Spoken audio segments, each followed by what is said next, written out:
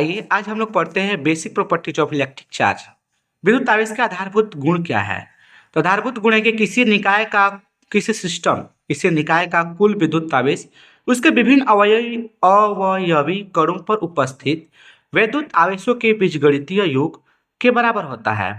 इसे हम लोग विद्युत आवेशों की योज्यता का नियम कहते हैं। माना n कणों से बने किसी विद्युत निकाय में कणों पर वैद्युतावेश क्रमशः Q1, Q2, -Q3, -Q4 dot dot Q plus Qn हो तो आवेशों की योज्यता नियम अनुसार कुल आवेश जो Q होगा वो Q1 plus Q2 plus Q3 और Q4 के जोड़े के योग के बराबर होगा।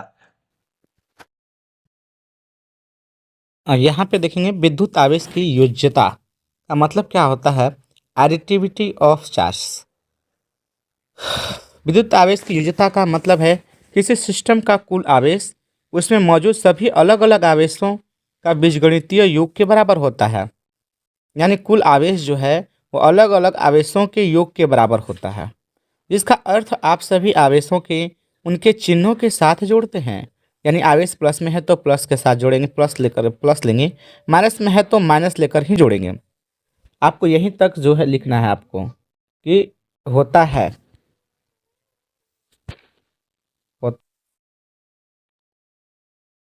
किसी निकाय यहाँ से लेकर के यहाँ तक आपको लिखना है। ठीक है, आइए नेक्स्ट देखते हैं। इस पे आधारित क्वेश्चंस देखेंगे हम लोग ना। पहले ये क्वेश्चंस देखेंगे, विद्युत आवेश की योज्यता का सही अर्थ क्या है? ऑप्शन ए, कुल आवेश हमेशा शून्य होता है। कुल आवेश सभी आवेशों के सदिश योग होता है।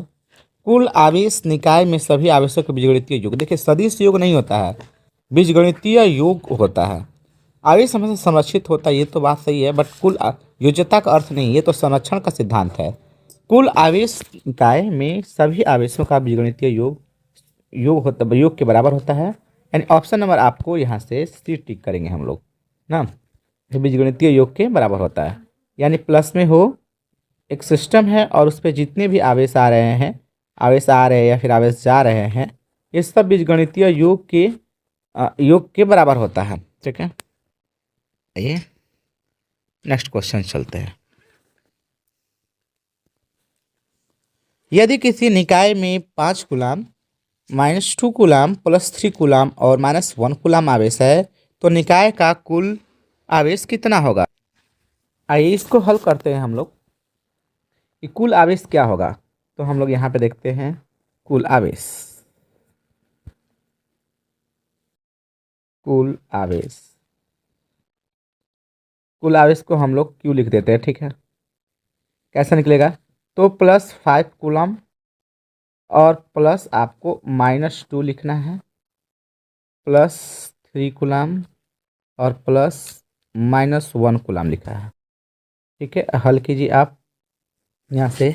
ये प्लस माइनस माइनस हो जाएगा, 5 -2, ये +3 प्लस माइनस -1 हो जाएगा। हल कीजिएगा, आपको टोटल आएगा 5 3 8, 8 में से 2 गया, 6 6 में से गया 5, यानी 5 कूलम। ऑप्शन सी टिक करेंगे, ऑप्शन डी टिक करेंगे, sorry option D. Next questions, विद्युत आवेश की योज्यता का गुण दर्शाता है। क्या आवेश सदिश राशि है कि अदिश राशि है? देखिए ये अदिश राशि का स्क्वायर क्वांटिटीज का गुण दिखाता है। ऑप्शन नंबर हम लोग बी टिक करेंगे। ठीक है, देखिए आपको यहाँ पे लगा स्क्रीनशॉट में, विद्युत आवेश एक अदिश राशि है तो विद्युत आवेश की योज्यता के गुण के आधार पर ये कह सकते हैं क्या चीज़, ये देखिए ये कह सकते हैं कि ये एक अदिश राशि है क्योंकि इसमें केवल परिमाण होता है, मैग्नीट्यूड होता है, दिशा डायरेक्शन नहीं होता है। यह पदार्थ मौलिक गुण है जो विद्युत और चुंबकीय प्रभाव उत्पन्न करता है और इसे कूलम से मापा जाता है। ये कोई खास मतलब नहीं, यहाँ पे ये दिखा रहा है कि विद्युत आवेश की योज्यता गुण क्या दर्शाता है, तो एक अदिश राशि को प्रॉपर्टीज है, अदिश राशि को दिखा रहा है क्योंकि इसमें परिमाण की आवश्यकता होती है, दिशा की आवश्यकता नहीं होती है।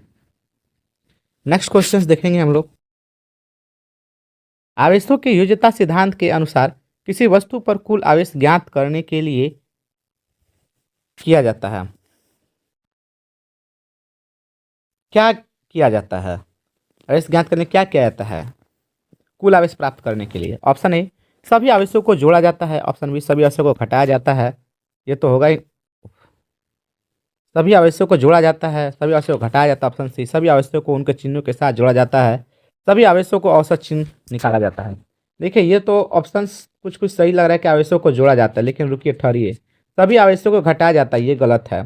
सभी आवेशों को उनके चिन्हों के साथ जोड़ा जाता है, सभी आवेशों को औसत, ये तो गलत है। लेकिन यहाँ पे देखिए इसमें और इसमें देखना है ध्यान से, तो आवेशों को जोड़ा जाता है, सिर्फ जोड़ना नहीं होता है बल्कि उनके चिन्हों के साथ जोड़ना होता है।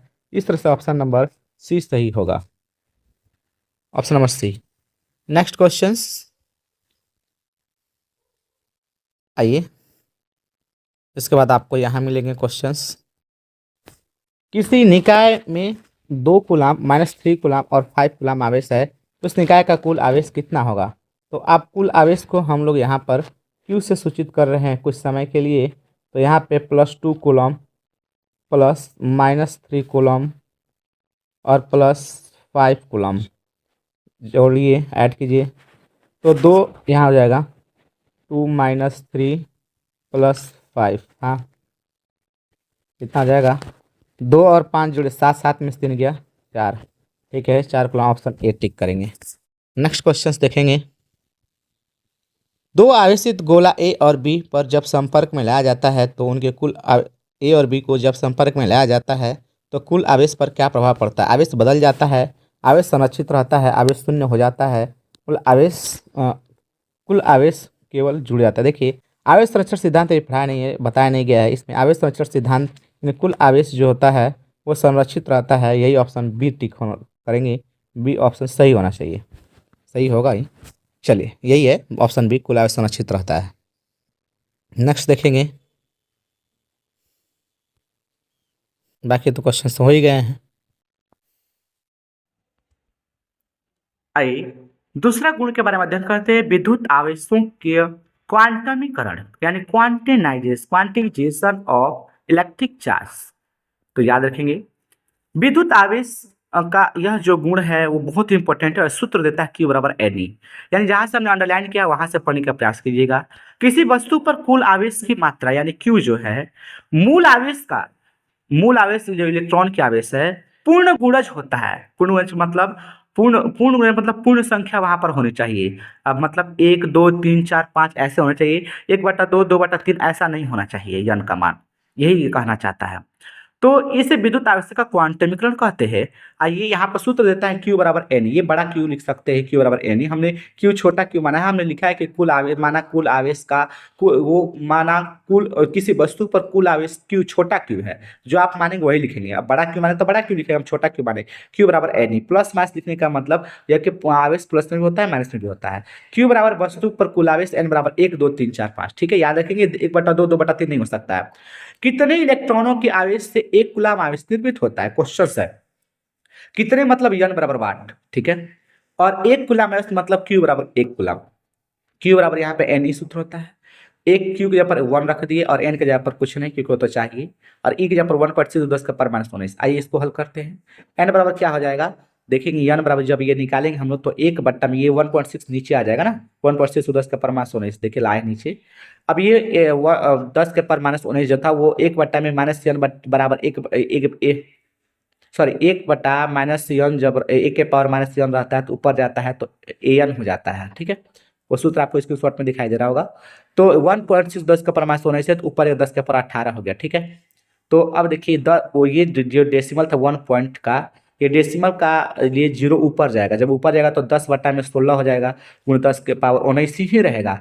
लेकिन 10 जो है ना 16 से नहीं कटेगा, तो एक 0, ये 19 को 10 था ना तो इसमें से 1 ले लिए तो 18 को 10 हो गया, और इसमें से तो ये 100 हो गया, तो 100/16 को काटाएं तो 6.25 × 10 के पावर 18 ये का वैल्यू आ गया। हेलो, तो आप देख रहे हैं आज विद्युत आवेश के तीसरा प्रॉपर्टीज है विद्युत आवेश का संरक्षण सिद्धांत, कंजर्वेशन ऑफ इलेक्ट्रिक चार्ज, विद्युत आवेश का संरक्षण। यह एक थ्योरी, ये सिद्धांत ही है। तो इसके सिद्धांत के अनुसार क्या है कि आवेश न तो निर्मित किया जा सकता है न ही नष्ट किया जा सकता है, बल्कि आवेशों का स्थानांतरण होता है। यह सार्वत्रिक यह नहीं, बस यही इतना ही तक सिद्धांत है इसका कि आवेश को न तो निर्मित किया जा सकता है न ही नष्ट किया जा सकता है, बल्कि आवेशों का स्थानांतरण किया जा सकता है। जैसे ऊर्जा संरक्षण सिद्धांत है, ऊर्जा का नहीं बिना विकास किया जा सकता नहीं विनाश किया जा सकता है, बल्कि ऊर्जा का एक रूप से दूसरे रूप में स्थानांतरण किया जा सकता है। वही यहाँ पे भी सिद्धांत लागू होता है आवेश के लिए भी। इसमें नोट लिखा है कि यह एक सार्वत्रिक यूनिवर्सल लॉ है, क्योंकि इसका कोई एक्सेप्शन नहीं, अपवाद नहीं है। एग्जाम्पल में ये देखते हैं कि कैसे आप स्थानांतरण करते हैं। जब किसी कांच की छड़ को रेशमी जब किसी कांच की छड़ को जब किसी कांच की छड़ को रेशमी कपड़ों से रगड़ा जाता है तो कांच की धनावेशित तथा रेशमी कपड़ा पर निगेटिव चार्ज आ जाता है। अब यहाँ पर देखेंगे आप, यहाँ पे हमने बताया है सबसे पहले इसमें उदासीन समय उदासीन क्या होता है। पॉजिटिव चार्ज तथा निगेटिव चार्ज दोनों समान रूप से प्रेजेंट रहे तो वो उदासीन की अवस्था होती है। देखिए कांच की छड़ पर 4 धनावेश है, कांच की छड़ पर 4, सॉरी यहाँ पे 5 है, एक मिटा दिया जाता है, तो 4 पॉजिटिव चार्ज है, 4 निगेटिव चार्ज है, तो उदासीन अवस्था में है।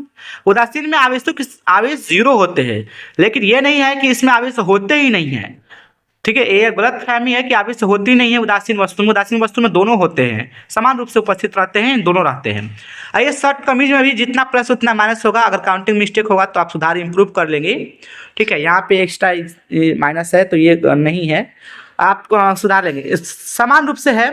लेकिन जब कांच की छड़ को रगड़ने से पहले दोनों उदासीन होते हैं, लेकिन रगड़ने के बाद कांच की छड़ के निगेटिव चार्ज जो है वो शर्ट पर देखिए गोल गोल जो बना है 4 एक्स्ट्रा आ गया है, या एक्स्ट्रा चार्ज आ गया इस पे, इसलिए यह एक डिस्चार्ज था, न्यूट्रल था, अब ये चार्ज हो गया, आवेशित हो गया। नोट ऊपर की आकृति में यह दर्शाने का प्रयास किया जा रहा है कि रगड़ने पहले कांच तथा शर्ट दोनों उदासीन अवस्था में हैं, लेकिन रगड़ के बाद कांच की छड़ का इलेक्ट्रॉन रेशमी शर्ट में स्थानांतरित हो गया। आइए इस बेस पर आप एमसीक्यू क्वेश्चंस भी देख सकते हैं। आवेश के संरक्षण पर आधारित एमसीक्यू देखते हैं। आवेश के संरक्षण का नियम क्या कहता है? ऑप्शन ए, आवेश को केवल एक उत्पन्न किया जा सकता है, आवेश को नष्ट किया जा सकता है, आवेश को न तो उत्पन्न किया जा सकता है न ही नष्ट किया जा सकता है, इसे केवल स्थानांतरित किया जा सकता है। इस तरह से हम लोग देखेंगे यहाँ पर कि ऑप्शन नंबर सी होगा। ठीक है, ये आवेश के नेक्स्ट क्वेश्चन देखते हैं हम लोग। आवेश के संरक्षण के नियम से संबंधित कौन सा कथन गलत है? ऑप्शन ए, आवेश को एक वस्तु से दूसरे वस्तु तक का स्थानांतरित किया जा सकता है, तो सही है। ठीक है, नेक्स्ट देखते हैं। प्रणाली का कुल आवेश स्थिर होता है, यह भी तो सही ही है, यह भी तो सही है। आवेश उत्पन्न किया जा सकता है, ये गलत है, यानी ऑप्शन नंबर सी सही होगा, सी। जब दो अलग अलग आवेशित गोले संपर्क में आते हैं तो निम्न में से क्या संरक्षित रहता है? कुल ऊर्जा, कुल आवेश, कुल ऊर्जा और आवेश और अंतिम विभव। देखिए जब दो अलग अलग आवेशित गोले की बात आ रही है तो कुल आवेश संरक्षित रहता है। ऑप्शन नंबर यहाँ पर हम लोग बी देखेंगे। विद्युत आवेश का संरक्षण का अर्थ क्या है? पृथक निकाय में, अलग सिस्टम में। ऑप्शन ए, कुल आवेश बदलता रहता है, कुल आवेश समय के साथ स्थिर होता है, आवेश की मात्रा भिन्न होती है, आवेश से शून्य होता है। विद्युत आवेश का संरक्षण जो होता है वो कुल आवेश समय के साथ स्थिर रहता है।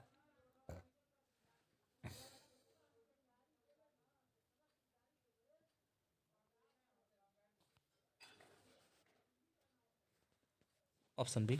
नेक्स्ट क्वेश्चन, आवेश का क्वांटमीकरण का अर्थ क्या है? आवेश कोई भी मान ले सकता है, नहीं। आवेश हमेशा संरक्षित रहता है, ये तो सही है, लेकिन एक क्वांटमीकरण का अर्थ नहीं। आवेश हमेशा गति में होता है, आवेश हमेशा इलेक्ट्रॉन का आवेश का गुणज होता है। ऑप्शन नंबर यहाँ पर हम लोग ऑप्शन नंबर डी टिक करेंगे, जो अगला प्रॉपर्टीज है इसका। चौथा गुण है, हालांकि पहला गुण होना चाहिए आकर्षण और प्रतिकर्षण या विकर्षण का गुण। समान यह ऑब्लिक का मतलब या नहीं समझिएगा। समान प्रकार के आवेशों में प्रतिकर्षण और असमान मतलब विपरीत प्रकार के आवेशों में आकर्षण होता है। जैसे आवेशित कंघा और कागज के छोटे छोटे टुकड़ों का आकर्षण होना। अब बचपन में छोटे छोटे कलम लेकर के अब हेयर में रगड़ करके उस कागज के टुकड़े को उठाते थे, याद कीजिए वो जमाना। तो वो क्या था? वो आकर्षण था। ठीक है, क्योंकि विपरीत प्रकार के आवेश एक प्रकार में आकर्षण होता है। ऐसे चुंबक के खेल में आप खेले हुए कि दो चुंबक को कभी ध्रुव घुमाते तो सट जाता है, जब ध्रुव घुमा देते हैं, नॉर्थ पोल साउथ पोल बदल देते हैं तो प्रतिकर्षण दूर हटने लगते हैं। वहीं से इसको रिलेट कर सकते हैं, वही है नहीं, बस रिलेट कर सकते हैं। आइए विद्युत आवेश के गुण के अंतर्गत हम 5वां गुण का अध्ययन करते हैं। विद्युत आवेश की निश्चरता, इनवेरियंस ऑफ इलेक्ट्रिक चार्ज। किसी वस्तु का आवेश परिवर्तित नहीं होता है, यही विद्युत आवेश का गुण है। ठीक, किसी वस्तु का आवेश परिवर्तित नहीं होता, अर्थात विरामावस्था में जो आवेश है और गतिमान अवस्था में जो आवेश है दोनों आपस में बराबर होता है। दूसरे शब्दों में समझ सकते हैं कि किसी कण पर उपस्थित आवेश का मान वेग पर निर्भर नहीं करता है। आइए देखते हैं विद्युत आवेश तथा द्रव्यमान में अंतर। विद्युत आवेश धनात्मक तथा ऋणात्मक राशि हो सकता है, ऐसा हमने आपको बताया था, धनात्मक आवेश ऋणात्मक आवेश, लेकिन द्रव्यमान हमेशा धनात्मक ही होता है। दूसरा अंतर है कि आवेश विद्युत आवेश क्वांटमीकृत यानी क्वांटाइज्ड होता है, लेकिन द्रव्यमान क्वांटमीकृत नहीं होता है। आवेश हमेशा संरक्षित कंजर्व्ड रहता है, लेकिन द्रव्यमान संरक्षित नहीं रहता है, क्योंकि अब इसे E बराबर mc² सापेक्षता के सिद्धांत जो आइंस्टीन का समीकरण है उसके अनुसार परिवर्तित किया जा सकता है E बराबर mc² से। आवेश एक व्युत्पन्न राशि है, क्योंकि आवेश किसी भौतिक राशि की सहायता से प्राप्त की जाती है। द्रव्यमान मूल भौतिक राशि है, फंडामेंटल फिजिकल क्वांटिटीज है। यह इलेक्ट्रिसिटी में महत्वपूर्ण भूमिका अदा करता है आवेश, जबकि द्रव्यमान गुरुत्वाकर्षण यानी ग्रेविटेशन में महत्वपूर्ण भूमिका अदा करता है। आइए आवेश तथा द्रव्यमान पर आधारित एमसीक्यू देखते हैं क्वेश्चंस। निम्नलिखित में से कौन सा कथन विद्युत आवेश तथा द्रव्यमान के अंतर को सही ढंग से दर्शाता है? ऑप्शन ए, आवेश ऋणात्मक हो सकता है, द्रव्यमान हमेशा धनात्मक होता है। आवेश की गति साथ बदलता है, द्रव्यमान नहीं बदलता, नहीं तो गलत है, द्रव्यमान बदलता है। ठीक है, P बराबर एम भी, वहाँ से सूत्र करेंगे तो M का मान हो जाएगा P बटा में भी। वेग बदलिएगा तो उसका द्रव्यमान भी बदल जाएगा। अब P क्या है? संवेग है। गति की मात्रा को ही तो संवेग कहते हैं, तो वहाँ पे आप जैसे द्रव्यमान बदलता है, ठीक है, वेग के साथ। आवेश एक मौलिक राशि है, ये बात द्रव्यमान नहीं, द्रव्यमान मौलिक राशि है, ठीक है, व्युत्पन्न राशि नहीं है, ये द्रव्यमान मौलिक राशि है, तो ये होगा ही नहीं। द्रव्यमान के बिना आवेश संभव है, लेकिन आवेश के बिना द्रव्यमान नहीं है, ऐसा कुछ नहीं है। ऑप्शन ए सही होगा, ऑप्शन ए।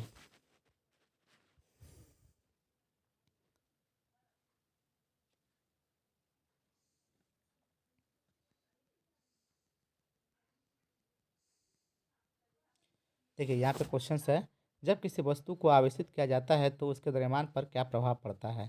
या द्रव्यमान बढ़ता है, घटता है, द्रव्यमान अपरिवर्तित रहता है, द्रव्यमान शून्य रहता है? तो देखेंगे नहीं, द्रव्यमान बढ़ता है, ठीक है, द्रव्यमान बढ़ता है। लिखा आवेश के स्थानांतरण से द्रव्यमान में सूक्ष्म परिवर्तन आता है, सूक्ष्म परिवर्तन आता है, जिससे द्रव्यमान थोड़ा बढ़ता है, लेकिन यह प्रभाव बहुत कम होता है, ठीक है, तो यहाँ पे द्रव्यमान बढ़ता है ना। Next questions.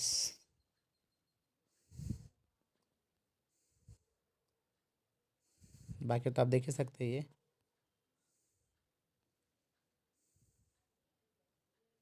चलिए, कूलम का नियम। एक महान फ्रांसीसी भौतिकविद विद्युत आवेशों के बीच लगने वाले बल से संबंधित एक नियम प्रस्तुत किए, जिसे कूलम का नियम कहते हैं। कूलम के नियमानुसार विरामावस्था में दो बिंदु आवेशों के बीच लगने वाले आकर्षण या प्रतिकर्षण बल आवेशों के परिमाण के गुणनफल के समानुपाती होता है। माना Q1 तथा Q2 दो विरामावस्था में आवेश हैं, तो उनके बीच लगने वाला बल F जो है Q समानुपाती Q1 Q2 के गुणनफल के बराबर होगा, यानी Q1 Q2 मॉड में होना चाहिए। विरामावस्था में ये मॉड में होगा Q1 Q2 का परिमाण। यहाँ पे देखेंगे विरामावस्था में दो बिंदु आवेशों के बीच लगने वाले आकर्षण या प्रतिकर्षण बल उनके मध्य दूरी के वर्ग के व्युत्क्रमानुपाती, व्युत्क्रमानुपाती मतलब बट्टा में रहेगा। देखिए F directly proportional, sorry inversely proportional है, इनवर्सली 1/r² है ना। दूरी मतलब Q1 और Q2 दो आवेश के बीच की दूरी r है, तो दूरी का वर्ग यानी स्क्वायर, अब व्युत्क्रमानुपाती मतलब 1/r² हो जाएगा, ठीक है। समीकरण 1 हुआ ऊपर, समीकरण 2 हुआ, तो समीकरण 1 और 2 से F directly proportional Q1 Q2/r²। ये जब समानुपाती का चिन्ह हटाते हैं हम लोग तो बराबर जब देंगे तो कोई समानुपाती नियतांक लेंगे हम लोग, ठीक है, प्रोपोर्शनल कांस्टेंट। तो यहाँ कांस्टेंट राशि लेंगे हम लोग, तो एक के लिए है के इंटू Q1 Q2/r²। के का वैल्यू 1/4πε0 ई नॉट, इस जो लिखा ई नीचे 0 लिखा है इसको एप्सिलॉन नॉट बोलते हैं, जहाँ के एक समानुपाती नियतांक है, ठीक है। अभी आप देखिए कि F बराबर के Q1 Q2/r² हम प्राप्त किए थे, जहाँ के समानुपाती नियतांक भी कहते हैं इसे, या स्थिर विद्युत बल नियतांक भी कहते हैं। तो k का मान क्या होगा? k को हम लोग 1/4πε0, वो ई 0 जो लिखा है उसको एप्सिलॉन नॉट बोलते हैं। तो F बराबर क्या हो जाएगा? के का मान क्या रख देंगे वहीं पर वैल्यू पे। तो 1/4 पाई Q1 Q2 बटा में आर स्क्वायर, यहाँ पर समीकरण 3 बना लेंगे। के का मात्रक निकालेंगे हम लोग। के का मात्रक कैसे निकलेगा, ये ऊपर में जो के लिखा था के बराबर 1/4 पाई एप्सिलॉन, उसका मात्रक निकालेंगे हम लोग। कैसे निकालेंगे हम लोग, तो आप जानते हैं कि एफ बराबर के Q1 Q2 बटा आर स्क्वायर होता है। तो के को इधर ही छोड़ दीजिए आप, तो एफ ये आर उधर चलेगा, एफ आर स्क्वायर बटा में Q1 इंटू Q2। इस तरह से के का मात्रक ऊपर में एफ का मात्रक न्यूटन होता है, आर का आर दूरी है तो मीटर स्क्वायर, Q1 Q2 कुलाम को है तो कुलाम कुलाम तो कुलाम स्क्वायर हो जाएगा। तो के का मात्रक न्यूटन मीटर स्क्वायर प्रति कुलाम स्क्वायर होता है। इसको ऐसे भी लिख सकते हैं कि न्यूटन मीटर प्रति कुलाम स्क्वायर को C-2 लिख देंगे ऊपर में, ऐसे भी लिख सकते हैं। आइए यहाँ पे एक नया वर्ड मिला एप्सिलॉन नॉट, ठीक है। तो एप्सिलॉन नॉट के बारे में समझेंगे। निरपेक्ष विद्युतशीलता है जब इसका मान 8.854 × 10⁻12 कुलाम स्क्वायर प्रति न्यूटन मीटर स्क्वायर। ये कैसे लिखे, कुलाम न्यूटन मीटर स्क्वायर। तो आइए इसको देखिए हम लोग एप्सिलॉन नॉट जहां है वहां देखने का प्रयास करेंगे। आप यहाँ देखिए एफ बराबर 1/4 पाई एप्सिलॉन नॉट नीचे है, तो ये एप्सिलॉन नॉट को हम ऊपर कर देंगे एफ के जगह पर, और एफ एप्सिलॉन नॉट के जगह पर हम एफ कर देंगे, ठीक है। तो वह एप्सिलॉन नॉट हो गया, ऊपर में Q1 Q2 है तो कुलाम स्क्वायर होगा, और इसे हम 4 पाई का कोई मात्रक नहीं होता है तो आर स्क्वायर, और ये एफ जो था ना यहाँ पे एप्सिलॉन के पास तो न्यूटन मीटर स्क्वायर, तो coulomb square newton metre square, देखिए यही लिखे यहाँ पे coulomb square newton metre square, ठीक है। नेक्स्ट देखिए आप न्यूमेरिकल देखेंगे हम लोग इसके।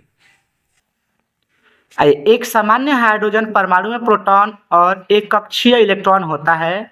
इस कक्षा को 5.3 × 10⁻11 मीटर के त्रिज्या के वृत्ताकार कक्षा मानिए। कूलाम के नियम का उपयोग करके बल की गणना करें। तो कैसे होगा, आर बराबर देखिए आप, हमने एक वहां पे एक रॉ मटेरियल के रूप में फिगर बनाया है। तो वहां पर बीच में नाभिक में आपको न्यूक्लियस, नाभिक में प्रोटॉन न्यूट्रॉन होता है और उसके चारों तरफ इलेक्ट्रॉन घूमता है, तो एक ही कक्ष बनेगा कि हाइड्रोजन का परमाणु संख्या एक ही होता है, एक इलेक्ट्रॉन है। तो यहाँ पर सर जी आपको फॉर्मूला के लिए Q1 और Q2 चाहिए, तो प्रोटॉन और इलेक्ट्रॉन का आवेश को ही Q1 Q2 मानेंगे हम लोग, और दोनों पर आवेश बराबर ही होता है। एक अलग चीज है कि इलेक्ट्रॉन पर माइनस होता है, प्रोटॉन पर प्लस होता है, न्यूट्रॉन पर तो उदासीन होता है। तो न्यूट्रॉन का तो सवाल ही नहीं है, प्रोटॉन और इलेक्ट्रॉन से काम चलाएंगे हम लोग। आइए आर बराबर है 5.3, त्रिज्या दिया है 5.3 × 10⁻11, ठीक है। और एफ बोल रहे वाट, तो हम लोग Q1 और Q2 अपने से दिमाग है, Q1 और Q2 का मान Q1 Q2 आपस में बराबर होगा और 1.6 × 10⁻19 कूलम होगा, ठीक है। अब एफ जो होगा कैसे फॉर्मूला सूत्र बताया है, एफ बराबर के Q1 Q2 का बटा आर स्क्वायर। के जगह पर 1/4 पाई एप्सिलॉन नॉट लिखे हम, इसका वैल्यू वहां पे देखिए लिखा गया 9 × 10⁻9, तो लिख दिए हम 9 × 10⁻9। Q1 Q2 का वैल्यू 1.6 × 10⁻19, और ये 2 बार है ना, तो यहाँ पे स्क्वायर रहेगा, वहां पे स्क्वायर रहेगा ऊपर में। अब ये 2 बार लिख दिए हम इसको, और नीचे आर स्क्वायर होता तब 5.3 × 10⁻11, इसको भी 2 बार लिख दिए हम लोग। इसको हल किए हम, देखिए कैसे। तो हम इसको क्या किए कि मल्टीप्लाई किए 1.6 एंड 256 आएगा, तो 2.56 आएगा, फिर 9 का मल्टीप्लाई किए तो 23.04 आएगा, ठीक है। और नीचे में देखिए 5.3 × 5.3 के तो 28.09 आया, और 10 का पावर का कैलकुलेशन तो ऊपर में 9 लिखा है, यहाँ पे 10 का -19 लिखा है, -19 लिखा है। तो पावर तो आपको आधार से मतलब पावर जुड़ता है, 1 के पावर m इंटू 1 के पावर m से 1 के पावर m + 1 होता है। तो 9 अब प्लस -19 अब प्लस -19 जोड़े हैं, तो जोड़ेंगे तो हम लोग प्लस माइनस हो जाएगा, प्लस माइनस हो जाएगा, ठीक है। तो माइनस से तो माइनस 19 के 38, तो 9 प्लस नहीं सॉरी 9 माइनस 38 होगा। अब 38 में से 9 घटाएंगे तो 29 बचेगा, माइनस क्योंकि माइनस बड़ा है। अब 2304 है, ये 2809 है। अब बटा में देखिए नीचे देखिए 10 के पावर -11 को -22 आएगा। और इस तरह से आप करें क्या कि हम देख रहे हैं कि ये 2300 या 2800 है, जब इसका कैलकुलेशन करेंगे हम यानी भाग करेंगे तो 0 पॉइंट कुछ आएगा। तो हम क्या करेंगे कि हमारा जो वैल्यू कोटि माना चाहिए वो 1 से अधिक और 10 से कम आना चाहिए। तो हम अपने से 10 से ऊपर नीचे गुणा करें। देखिए पहले 2304 2809 लिखे, इसको अगर 10 के पावर -7 लिखे, अपने से 10 ऊपर गुणा नीचे भी क्या दिक्कत है, कट के तो 1 ही आ जाएगा ना। तो अपने से 10 से ऊपर नीचे गुणा 10 के पावर -7 लिख दिए। 2304 में हम 10 से अपने से जुड़े तो 2304 पर 0 बैठ जाएगा, नहीं 23040 हो जाएगा। और 2809 चुपचाप छोड़ दिए, नीचे वाला 10 जो था वो ऊपर ही रहने दिए, नीचे ही रहने दिए चुपचाप, और ऊपर में 10 के पावर -7 तो 10 के पावर -7 लिख दिए हम, ठीक है। यहाँ एक बार 8.2 × 10 के पावर -7 ऊपर लिखे चुपचाप, और इसको 23040 जो बना था उसको 2809 से भाग के तो 8.2 आएगा। अब देखिए नीचे वाला 10 के पावर 1 तो ऊपर गया तो -1 गया, क्योंकि सूत्र होता है 1 बट्टा में 1 के पावर n, तो ऊपर जाएगा तो 1 पर -n हो जाता है। आठ का से पढ़ेंगे तो ये -1 तो -7 -1 कैलकुलेशन तो -8 आएगा, 8.2 10 के पावर 8। आइए देखते हैं क्वेश्चंस। यदि दो आवेशों के बीच की दूरी दोगुना कर दिया जाए तो उनके बीच कितना गुना बल लगेगा, या उनके बीच बल कितना गुना लगेगा बताइए। तो F बराबर आप जानते हैं के Q1 Q2 बटा आर स्क्वायर। नया आवेश यानी Q1 जो होगा वो टू दोगुना हो जाएगा, 2Q1 हो जाएगा, और Q2 होगा 2Q2 हो जाएगा। आइए एफ न्यू मतलब नया बल कितना होगा, सूत्र बैठाएंगे हम लोग। उसी पुराना पर सूत्र बैठाएंगे, के लिख दिए, Q1 के जगह पर देखिए 2Q1 लिखे हैं, और Q2 की जगह पर 2Q2 लिखे हैं बटा आर स्क्वायर, तो जो था वो लिख दिए हम। तो दो दूना कितना जाएगा, 4, 4 अलग से लिख लिए, बाकी देखिए के लिख दिए Q1 Q2 बटा आर स्क्वायर। ये देखिए ना के Q1 Q2 आर स्क्वायर जो है ना वो समीकरण 1 में दिया है, यानी मूल बल है वो। एफ लिख दिए क्योंकि उसका मान तो वही है ना, देखिए एफ लिख दिए और 4 से चुपचाप लिख दिए, कॉपी करें। तो नया बल जो है ना मूल बल का 4 गुना हो गया। ऐसे आपने उनका से दिया क्या बनाइए।